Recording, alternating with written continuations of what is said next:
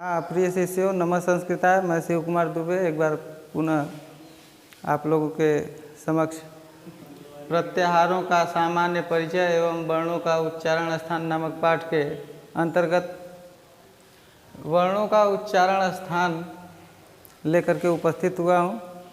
इसको तो वर्णों का उच्चारण देखते हैं। बड़ी अच्छी इसमें सूत्र हैं जिनके आधार पर आप जो है बोर्ड की प्रतियोगी परीक्षाओं में या बोर्ड में इन सूत्रों को याद कर लेंगे तो आपको उच्चारण स्थान स्पष्ट हो जाएगा। पहले देखते हैं कि अकुह विसर्जनीयानाम कंठ। अकुह विसर्जनीयानाम कंठ। क वर्ग के समस्त वर्ण ह अविसर्ग,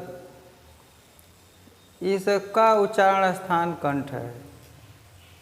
जिसको देखिए मैंने यहाँ पे लिख दिया है अ क ख ग घ अंग्य और ह और विसर्ग, इनका उच्चारण स्थान कंठ है।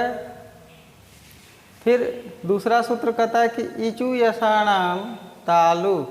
इचु यशाणाम तालु यानी छोटी ई च वर्ग के पांचों वर्ण च छ ज झ य अस यशाणाम यशाणाम यानी य और स। इस सूत्र को याद कर लेंगे तब भी आपको समझ में आ जाएगा कि अकुह विसर्जनीयानाम कंठ माने अ क वर्ग का वर्ण ह और विसर्ग का उच्चारण स्थान कंठ।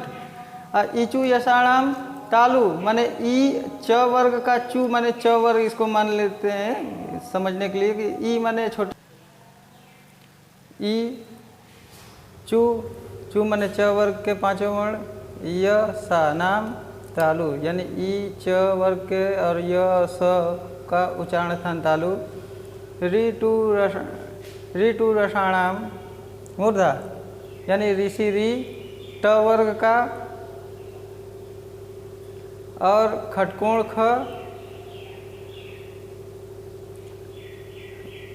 और र यानी री ट ठ ड ढ अड़ंग और र तथा खटकोण स, इसका उच्चारण मूर्धा होता है। फिर आगे देखते हैं कि ऋतु लसानाम दंत यानी ली त वर्ग के त थ द ध न अलसानाम माने ल स का उच्चारण स्थान दंत। उप धमानीयानाम ओष्ठौ यानी उ प फ ब भ म, इसका उच्चारण स्थान ओष्ठ है, उपधमानीय ओष्ठम। और फिर इयामांग्यणनम नासिका च। आप पिछले के वीडियो में देखे होंगे कि मैंने सूत्र बताया था कि अयुणरिलिक एवं अयौच हयवरटलण इयामांग्यणनम। तो इयामांग्यणनम यानी इयामांग्यण नानाम नासिका च यानी स्पर्श व्यंजन के पांचों वर्ण, स्पर्श व्यंजन के पंचम वर्ण का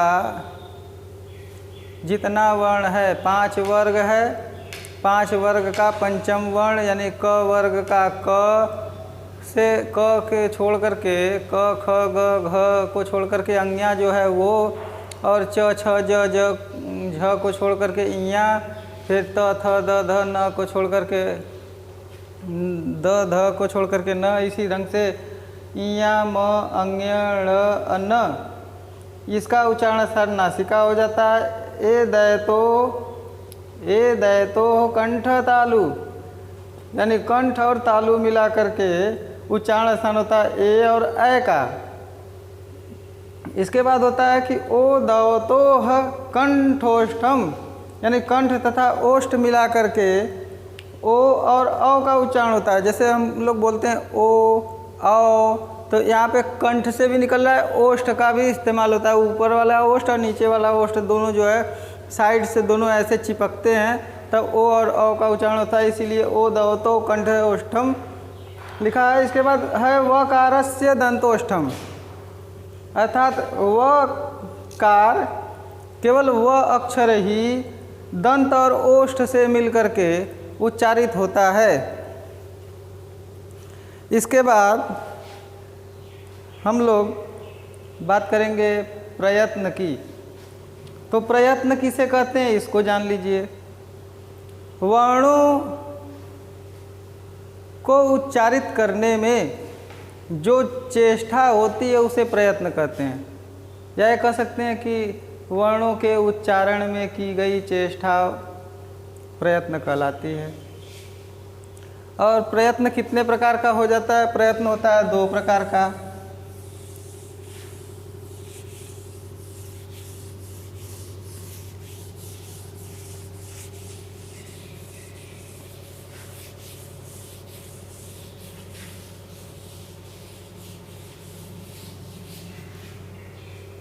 प्रयत्न हो जाता है 2 प्रकार का। पहला होता है, यानी देखते हैं प्रयत्न,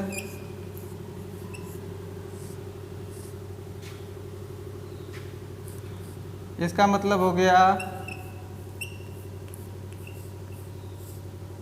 वर्णों के उच्चारण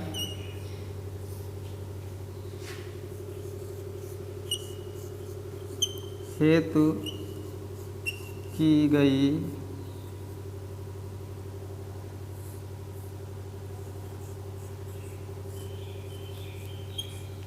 चेष्टा।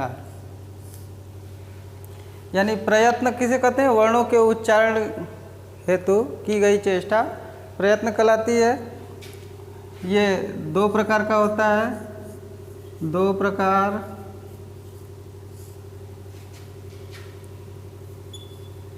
का होता है। नंबर 1 आते हैं इसमें आभ्यंतर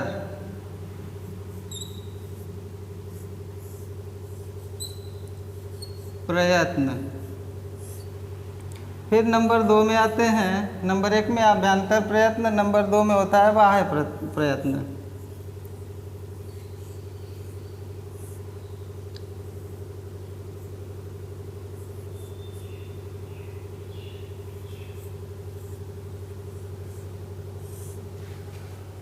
हाँ, तो प्रयत्न के प्रकार, प्रयत्न वर्णों के उच्चारण हेतु की गई चेष्टा प्रयत्न कहलाती है। और प्रयत्न के प्रकार में आएंगे तो ये 2 प्रकार का हो जाता है। पहला होता है आभ्यंतर प्रयत्न, दूसरा होता है बाह्य प्रयत्न। आभ्यंतर प्रयत्न जो होता है ये 5 प्रकार का होता है। आभ्यंतर प्रयत्न 5 प्रकार का। यहाँ पे देखिए, ये हो गया 5 प्रकार, क्षमा कीजिएगा। और ये देखिए हो गया बाह्य प्रयत्न 11 प्रकार के। आभ्यंतर प्रयत्न 5 प्रकार के और बाह्य प्रयत्न 11 प्रकार के होते हैं। तो पहले हम लोग आभ्यंतर प्रयत्न के प्रकार देख लेते हैं।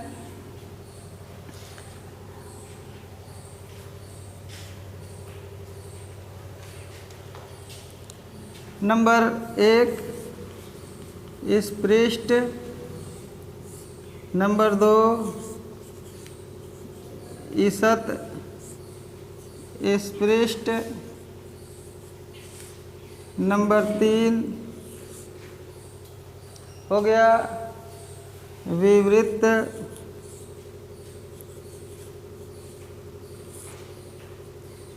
नंबर 4 हो गया ईषत् विवृत,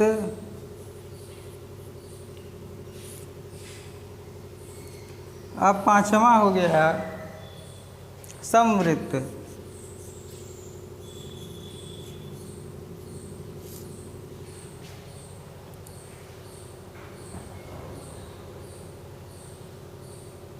देखिए, स्पृष्ट वर्ण किसे कहते हैं?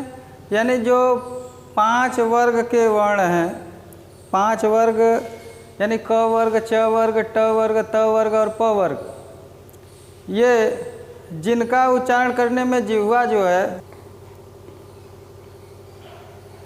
तो इस पृष्ठ का फिर से बता देते हैं। इस पृष्ठ माने होता है कि जो स्पर्श व्यंजन होते हैं उन्हें इस पृष्ठ कहते हैं। ईसत इस पृष्ठ में य, र, ल, व आता है और विवृत्त में अ, ई, उ, री, री, ए, ओ, ऐ, औ ये आता है।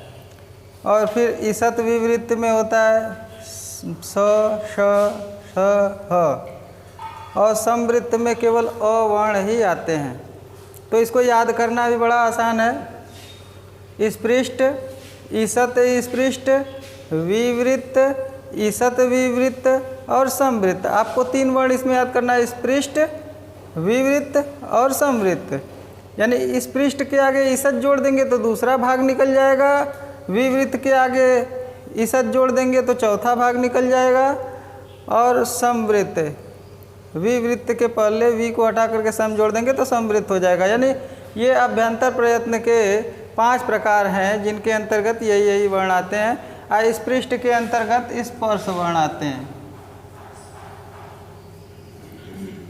स्पर्श वर्ण इस पृष्ठ के अंतर्गत आते हैं और ईसत इस पृष्ठ के अंतर्गत जो है इसको य, र, ल, व को कहते हैं। आगे देखते हैं। अब बाह्य प्रयत्न, बाह्य प्रयत्न यहाँ पे दूसरा नंबर है। अब बाह्य प्रयत्न देखते हैं। इसमें 11 प्रकार होता है बाह्य प्रयत्न का। विवार, संवार, नाद, घोष, अल्पप्राण, महाप्राण, अघोष, उदात्त, अनुदात्त, त्वरित, श्वास। 1, 2, 3, 4, 5, 6, 7, 8, 9, 10 और 11।